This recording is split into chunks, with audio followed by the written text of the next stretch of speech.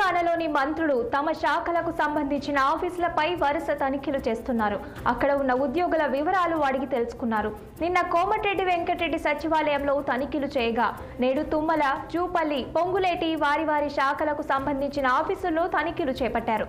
సమయానికి విధులకు హాజరు కాని ఉద్యోగులపై నిప్పులు చెరుగుతున్నారు.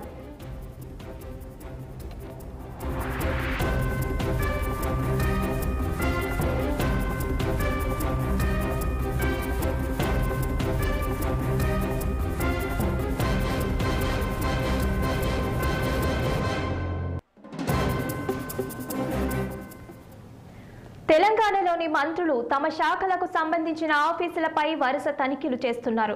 అక్కడ ఉన్న ఉద్యోగుల వివరాలు అడిగి తెలుసుకున్నారు. నిన్న కోమటిరెడ్డి వెంకటరెడ్డి సచివాలయంలో తనిఖీలు చేయగా నేడు తుమ్మల, జూపల్లి, పొంగులేటి వారి శాఖలకు సంబంధించిన ఆఫీసుల్లో తనిఖీలు చేపట్టారు. సమయానికి విధులకు హాజరు కాని ఉద్యోగులపై నిప్పులు చెరుగుతున్నారు. ఇక దీని మీద మరింత సమాచారం మా పొలిటికల్ బ్యూరో చీఫ్ రాములు అందిస్తారు. రాములు, చెప్పండి. తెలంగాణలోని మంత్రులు తమ శాఖలకు సంబంధించిన ఆఫీసులపై వరుస తనిఖీలు చేస్తున్నారని సమాచారం ఉంది. దీనికి సంబంధించిన అప్డేట్స్ ఏంటి?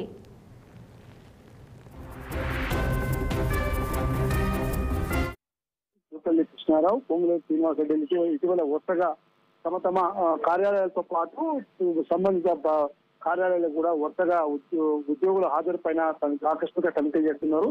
నిన్న కోమటిరెడ్డి వెంకటరెడ్డి సచివాలయంలోని ఆయన ఛాంబర్ల దగ్గరలో ఉన్న మొత్తం ఉద్యోగుల ఛాంబర్లన్నీ కూడా కళ్ళు తిరిగి గంటకు పైగా తిరిగి 11 గంటలకి 10:30 నుంచి 11 గంటల మధ్యలో కార్యాలయానికి వచ్చిన కోమటిరెడ్డి వెంకటరెడ్డి ఉద్యోగులు ఎవరు కనపడకపోవడం కూడా గంట పాటు కళ్ళు తిరిగారు. వచ్చిన ఉద్యోగులను కూడా యోగక్షేమాలు అడిగి తెలుసుకున్నారు. ఇవాళ వ్యవసాయ శాఖ మంత్రి తుమ్మల నాగేశ్వరరావు బషీర్బాగులోని వ్యవసాయ శాఖ కమిషనర్ కార్యాలయానికి వెళ్లి ఆకస్మిక తనిఖీ చేశారు. అక్కడ కూడా ఉద్యోగుల హాజరు పైన అడిగి తెలుసుకోవడం జరిగింది.